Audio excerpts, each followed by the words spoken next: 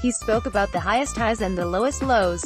He spoke about the challenges he overcame and the accomplishments he achieved. He spoke about his remarkable journey from a gangly youngster that the other kids mocked to one of the greatest safeties in history. And he talked about his battle with depression.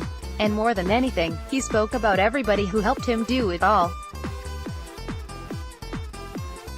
With a rousing, powerful, emotional 20-minute speech before a crowd of 22,000 at Tom Benson Stadium, Brian Dawkins on Saturday evening joined the greatest players in NFL history as the 313th inductee in the Pro Football Hall of Fame.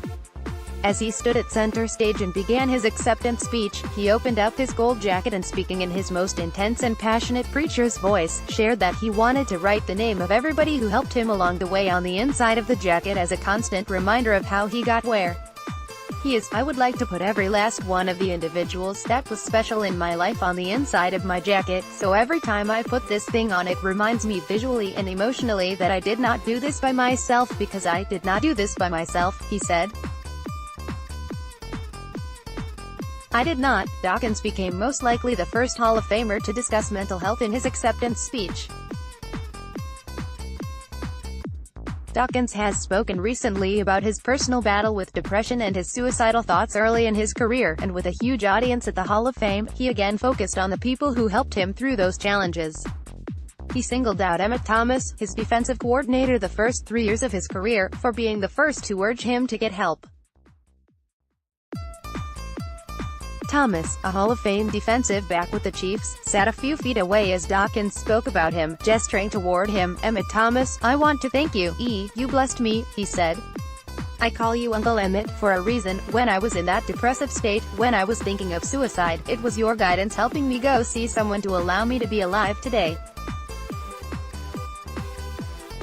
You're one of my guardian angels. With his voice quivering, he also thanked his wife, Connie, for helping him through those dark days. My beautiful bride, Connie, he said. The other part of me being here is because of that woman, because of Connie, because of you urging me to see a psychologist to talk about my problems and be more open about my problems. You were there for me, and in a unique gesture, he had a gold veil presented to his wife so she could go into the Hall of Fame with him. As Doc watched and took a break from his speech and the crowd roared, she put on the veil. Doc spoke at length about his childhood in Jacksonville, Florida, where an NFL career was the farthest thing from his mind. It wasn't supposed to be me, he said. This wasn't supposed to happen to Brian Dawkins. It was not. I was not the biggest of guys growing up. I was not always the dude. ... It was never me. I was always called little this, little that, and I got tired of that, so I grew angry, and that became violent anger, and I would lose control sometimes. It's like a flood. When a flood comes, it washes everything out of its way, but when you put a dam up, it gives you energy. So if you see me crawling, when you see me acting the fool, that's some of the energy from the anger that I had bottled up. That chip on my shoulder. Dawkins thanked his family, and he thanked several of his high school and youth coaches and his teammates. He singled out the impact of Thomas, Jim Johnson and Andy Reid, and former Eagles personnel executive John Wooden, who drafted Dawkins out of Clemson in the second round in 1996, and he also thanked those who doubted him along the way. I want to thank my haters, he said. I want to thank those people who told me through other people that I couldn't make it because I was too small, because I couldn't make it, because I couldn't do this, that or the other. Guess what their words were to me? They just pushed my turbine, so my haters became my elevators. They helped me out. So thank you to those who kept doubting me, who told me what I couldn't do. He touched on how and why he became the player he became. One of the most feared hitters we've ever seen.